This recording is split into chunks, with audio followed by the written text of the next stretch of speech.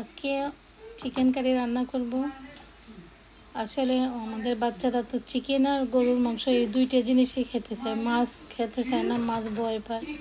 সেজন্য চিকেন দিয়ে আমরা একদিন ভেজিটেবল দিয়ে, না হলে একদিন এভাবে কারির মতো করে রান্না করে দিতে হয়।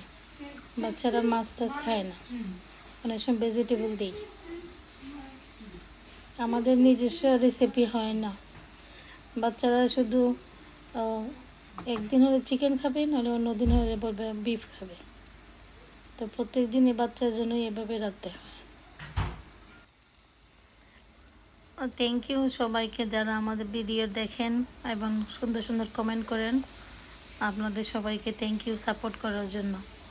আসলে আমি তো নতুন পেজ খুলছি, এত কিছু জানিও না, তবুও ট্রাই করি সুন্দর সুন্দর কিছু দেওয়ার জন্য। ভালো লাগলে পাশে থাকবেন। Thank you. ইনশাল্লাহ আমিও ট্রাই করবো আপনাদের পাশে থাকার।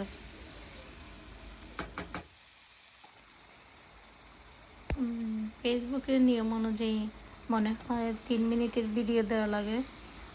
আমি জানি অনেকেই 3 মিনিটের ভিডিওটা অনেকে স্কিপ করেন। কী করবো, যে ফেসবুকের নিয়ম অনুযায়ী তো দেওয়াই লাগে, তো 3 মিনিটের ভিডিও, লং ভিডিও, কষ্ট করে দেখে নেবেন। থ্যাংক ইউ জানাচ্ছি সবাইকে।